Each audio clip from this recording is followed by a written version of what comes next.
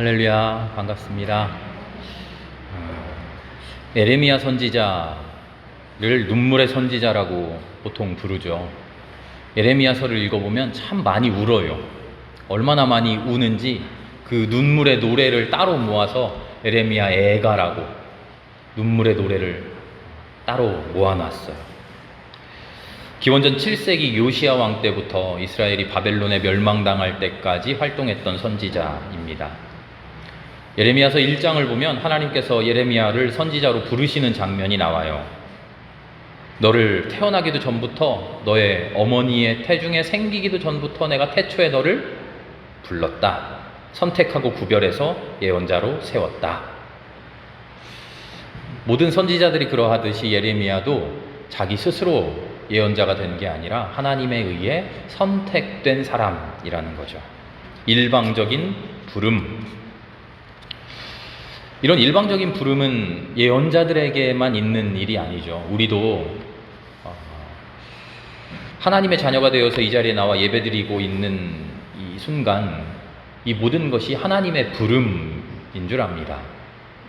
우리가 하나님을 믿기로 결심하고 결단하고 예수 그리스도를 내 주로 고백하고 생명교회를 오기로 결단하고 우리가 선택해서 온 것 같지만 그 모든 것이 이제와 돌이켜보면 하나님께서 불러주신 하나님의 부름에 의해 끌려왔구나 하는 것을 알게 되죠. 그것이 우리의 신앙 고백이요, 그것이 우리의 신앙의 깨달음입니다. 그래서 신앙을요, 선택이라고 하지 않고요, 소명이라고 불러요.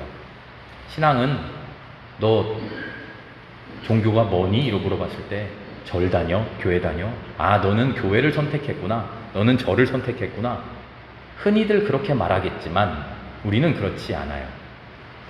절을 가고 뭐 어디를 가고 다른 어디 가는 사람들은 자기의 선택에 의해서 그렇게 간 것 같지만 하나님 앞으로 나오고 생명교회 앞에 나와 하나님 앞에 엎드려진 우리는 하나님에 이끌려서 소명에 이끌려서 이곳에 와 있다라는 것이죠. 그게 우리의 신앙의 고백입니다. 하나님은 예레미야를 왜 선지자로 굳이 불러주셨을까요? 그 당시에 선지자가 모자랐나요? 선지자 할 사람이 없어서 하나님의 말씀을 전해야 되는데 하나님의 말씀 전할 사람이 없어서 고르다가 예레미야야 너라도 선지자 좀 해라 그러셨을까요? 아니에요. 당시 이스라엘에 선지자가 많이 있었어요. 그런데 왜 예레미야를 또 선지자로 부르셨을까요? 이미 있던 선지자들이 하나님의 말씀을 제대로 전하지 않아요. 수많은 선지자들이 있었는데 그 선지자들을 뭐라고 불렀냐면 왕실 선지자, 궁정 선지자라고 불렀어요. 왕 옆에서 하나님께서 이렇게 말씀하십니다. 이번 일은 이렇게 처리해야 됩니다. 하나님의 뜻은 이겁니다 하고 하나님의 말씀을 일러주는 사람들이죠. 그런데 안타깝게도 이 사람들이 하나님의 말씀을 전하는 게 아니에요. 왕이 즐거워하는 대로, 왕이 기뻐하는 대로, 왕이 지금 무슨 생각하고 있는가, 왕의 의중을 파악해서 그 왕의 마음대로 앵무새처럼 되풀이하는 왕의 하수인 같은 그런 선지자들이 되어버린 거죠.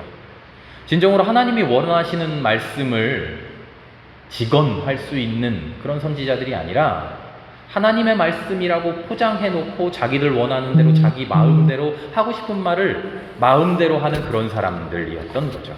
하나님도 그렇게 생각합니다.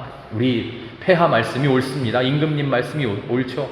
하나님의 말씀 들어봤더니 과연 하나님도 그렇게 생각하더이다. 거짓을 말하며 부정한 권력에 빌붙어 살던 가짜 선지자들. 지금 나라가 망하게 될 위협이 생겼어요. 뭐라 말해야 됩니까? 하나님을 섬기지 않고 하나님의 말씀대로 살지 않고 하나님 앞에 회개하지 않으면 우리 다 죽습니다. 하나님 앞에 회개해야 삽니다. 이렇게 말하는 선지자들이어야 되는데 우리 지금까지 잘 살아왔잖아요. 하나님의 뜻대로 잘 살아왔잖아요. 하나님 우리 칭찬해 주셨잖아요. 그러니까 우리 구원해 주실 거예요. 이집트한테 구해달라고 그러고 어디 다른 나라에 손 벌리면 하나님이 이집트를 주장해서 말을, 병거, 군사 빌려줄 거예요. 지금 우리 쳐들어온 바벨론 다 몰아낼 수 있습니다. 하나님이 우리를 구원해 주십니다. 겉으로는 훌륭한 말씀이죠. 겉으로는 올바른 말씀이죠. 하나님이 우리를 구원해 주신다니까 얼마나 소망에 말씀입니까? 그러나 이게 진짜 하나님이 해주시는 말씀이 아니라 그저 듣고 싶었던 말을 반복하는 것에 지나지 않았던 거죠. 그런 가짜 선지자들, 바스훌, 하나냐 같은 사람들이 그 당시에 횡행했습니다. 그래서 하나님께 진짜 선지자가 필요했어요. 진짜 하나님의 말씀을 전해줄 수 있는 사람. 그래서 예레미야를 부릅니다. 예레미야는 당당하게 말하죠. 당신들이 하는 말은 진짜 하나님의 말씀이 아닙니다. 왕에게 아부하는 아첨입니다. 우리가 바벨론을 이길 수 있습니까? 이길 수 없습니다. 왜 못 이깁니까? 우리의 국력이 부족해서입니까? 군대가 부족해서입니까? 그렇기도 합니다만 아닙니다. 하나님을 제대로 섬기지 않았습니다. 우리 하나님의 말씀대로 살아왔다고, 하나님이 우리를 칭찬하신다고, 하나님이 우리를 구원하신다고 우리 스스로 자위하고 있지만 절대 그렇지 않아요. 우리가 하나님을 제대로 섬기지 못했어요. 그래서 우리는 지금 회개해야 됩니다. 제대로 회개 못할 거면 차라리 바벨론에게 멸망당해야 됩니다. 멸망당해서 종살이 하면서 포로 생활하면서 뼈저린 그 피눈물을 흘리면서 그렇게라도 회개를 해봐야 됩니다. 그래야 하나님 앞에 우리가 떳떳하게 설 수 있어요. 예레미야의 피눈물 나는 선포입니다. 우리의 삶을 한번 돌아볼까요? 우리의 기도는 어떻습니까? 우리는 하나님 앞에 어떻게 기도합니까?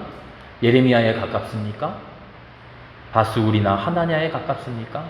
하나님 나 잘 살고 있죠? 하나님 나를 도와줘야 됩니다. 내가 기도하는 걸 하나님 다 들어주셔야 됩니다. 아니면 하나님 나는 하나님 앞에 죄인입니다. 하나님 나에게 고난이 닥쳐도 나 할 말 없습니다. 이 고난을 다 감내해내고 이겨내고 눈물 흘리면서 그렇게 하나님 앞에 다시 바로 서 보겠습니다. 우리 어떤 기도 드리냐 하는 거죠. 로마서를 보면요, 바울이 율법과 복음 이야기를 해요. 익숙한 이야기죠. 우리가 구원받는 것은 율법에 의해서가 아니라 하나님께서 베풀어 주시는 복음에 의해서입니다. 하나님의 뜻을 깨닫고 그 뜻에 순종하고 그리스도를 믿어야 됩니다. 그런데 왜 하나님의 뜻은 외면하면서 율법에만 연연합니까? 그러지 맙시다. 그러면서 바울이 고백해요. 알고는 있는데 마음속으로는 그게 진짜라는 걸 아는데 우리가 인간이 율법에만 연연하도록 그렇게 생겨 먹었다는 거예요. 우리 생긴 것 자체가, 우리의 존재 자체가 그렇게 연약하고 그렇게 부족하다는 거예요. 그러면서 바울은 유명한 그 자기 고백을 하죠. 뭐라고 말합니까? 내 안에 죄가 자리 잡고 있어요. 내 안에 악이 도사리고 있어요. 그래서 내가 선을 행하려고 하는데도 잘 안 돼요. 내가 속으로는 하나님의 법을 기뻐하고 즐거워하고 그 법을 따르려고 하는데 내 안에 도사리고 있는 다른 법이 있어요. 죄의 법이 있어요. 이 죄의 법이 하나님의 법과 맞서 싸워서 때로는 하나님의 법을 이겨버려요. 왜 그런가 봤더니 내가 이 죄의 법을 더 은근히 좋아하고 있어요. 아, 어떻게 해야 됩니까? 나 참 비참한 사람입니다. 바울이 이렇게 고백하잖아요. 바울 개인의 고백입니까? 아니죠. 우리 인류의 고백이죠. 온 우주의 고백이죠. 바스울이나 하나냐, 이 궁정 선지자들이 특별히 악랄한 악의 화신들이었을까요? 아니에요. 죄의 법에 사로잡힌 연약한 인간들이었을 뿐이죠. 눈앞에 있는 기쁨에, 눈앞에 있는 즐거움에 휘둘려 살아가던 사람들이죠. 우리도 다 그렇잖아요. 예레미야 같은 특별한 신앙의 영웅이 되지 않는 한 보잘것없는 사람들이죠. 이 법이, 이 죄의 법이 인간 개개인의 마음속에만 있습니까? 아니죠. 우리 역사에 도사리고 있고 창조세계 구원 역사를 막아서고 있잖아요. 그 힘이 얼마나 센지 우리 매일매일 하루를 살아내고 밤에 잠자리에 누워서 내 삶을 곰곰이 돌아보면 그저 뜨거운 눈물만 나오잖아요. 오늘도 왜 이렇게 살았을까? 오늘도 왜 죄의 법에 굴복했던가? 왜 하나님의 말씀대로 살지 못했던가? 얼마나 그 힘이 센지 우리의 개인의 삶뿐만 아니라 역사마저도 죄의 법 앞에 굴복하는 것처럼 보이죠. 얼마나 그 힘이 센지 독생자 예수 그리스도마저도 그 죄의 법에서 노연하지 못하고 십자가에 죽어버린 것만 같죠. 그런데 기도를 해보니, 하나님의 말씀을 깊이 묵상해보니, 성경을 상고해보니 하나님께서 우리에게 대반전의 드라마를 알려주고 계셔요. 그것이 뭡니까? 바로 이 땅을 사로잡고 있는 죄의 법. 온 인류를, 내 삶을, 내 영혼을 붙들고 있는 그 죄의 법이 실은 하나님 앞에서 아무런 힘도 쓰지 못하고 거꾸러진다는 것을 보여주시는 거죠. 예수님의 십자가 고난이 바로 그걸 보여주잖아요. 죄의 법이 이 땅을 주름잡고 있어서 예수님마저도 십자가 위에서 허망하게 죽어버리는 것 같지만, 패배한 것 같지만, 그 모든 것이 실은 하나님의 섭리 아래 있었다는 것을 하나님이 일러주시잖아요. 그 죄마저도 하나님께서 소나기에 쥐고 관장하신다는 것을 보여주시잖아요. 예레미야가 우리 바벨론 앞에 다 심판당해야 됩니다, 우리 다 멸망당해야 됩니다 라고 말하는 것은 바벨론이 뛰어나서, 바벨론이 힘이 세니까 바벨론 앞에 굴복합시다 하는 이야기가 아니라, 바벨론 앞에 멸망당해도 바벨론이 우리를 어찌하지 못합니다. 바벨론도 하나님의 소나기에 잡혀 있어서 우리가 온전히 하나님께로 돌아가는, 제대로 회개하는 그런 수단으로, 그런 도구로 사용될 뿐입니다. 우리가 궁극적으로 보아야 하는 것은 어떻게 하면 하나님 앞에 제대로 엎드릴까? 어떻게 하면 하나님 앞에 제대로 순종할 수 있을까? 그것을 보아야지요. 바벨론을 도구 삼자는 겁니다. 회개하는 기회로 삼자는 거죠. 그래서 오늘 함께 읽은 예레미야의 애가 슬픈 노래, 이렇게 노래합니다. 나는 지금 하나님의 몽둥이에 얻어맞습니다. 빛도 없는 캄캄한 곳을 헤매고 있습니다. 흉폭한 사자와 곰에게 당한 것처럼 내 몸이 다 찢겼습니다. 죄의 법이, 사탄의 세력이, 악의 세력이 하나님을 이기고 승리한 것만 같습니다. 하나님마저도 나를 외면하고 나를 치시는 것 같습니다. 그러나 그 모든 것은 하나님의 손길에 의한 것이네요. 나에게 고난 주신 것이 하나님이었네요. 결국은 하나님이 다 다스리시네요. 예레미야는 조국이 멸망당하는 비참한 현실 앞에서 하나님의 패배를 보고 있는 게 아니라 우리의 죽음마저도, 우리의 고통마저도 구원의 도구로 사용하고 계시는 하나님의 놀라운 섭리를 보고 있는 거예요. 그래서 예레미야는 이렇게 노래합니다. 21절 이후에, 그러나 마음속으로 곰곰이 생각하며 오히려 희망을 갖게 되는 것은 이것입니다. 주님의 한결같은 사랑이 다함이 없구나. 그 긍휼이 끝이 없구나. 주님의 사랑이 아침마다 새롭고 주님의 긍휼이 크구나. 주님이야말로 나의 모든 것이요 나의 희망이구나. 그러고 보니까 바울의 그 절망스러운 자기 고백도 마침내 희망으로 끝나고 있다는 것을 우리는 깨닫게 됩니다. 바울이 오호라 나는 비참한 사람이로다. 누가 나를 이 비참한 곳에서 끌어내어 줄까? 한탄하던 바울이 잠시 후에 이렇게 고백합니다. 우리 주 예수 그리스도를 통해서 나를 건져주신 하나님께 감사드립니다.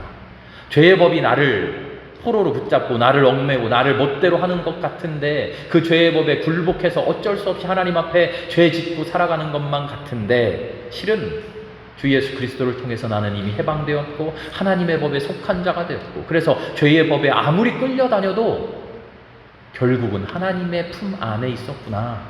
바울이 이렇게 고백하고 있는 거죠. 육신의 법이 이끌어가는 세상입니다. 육신의 법이, 죄의 법이 힘쓰는 세상이에요. 나 또한 죄의 법에 이끌려서 하나님의 뜻을 외면하고 매일매일 죄를 지으며 눈물과 회개로만 살아갈 수밖에 없는 사람이에요. 하나님의 법이 패배한 것처럼 보이는 세상이에요. 그런데 눈을 감고 깊이 역사를 묵상해보니, 하나님의 섭리를 묵상해보니 실은 하나님의 법이 승리했고 육신의 법이, 죄의 법이 그리스도 앞에 패배했다는 것을 우리는 알게 된다는 거죠. 그래서 예수님도 아무 두려움 없이 십자가를 지시는 겁니다.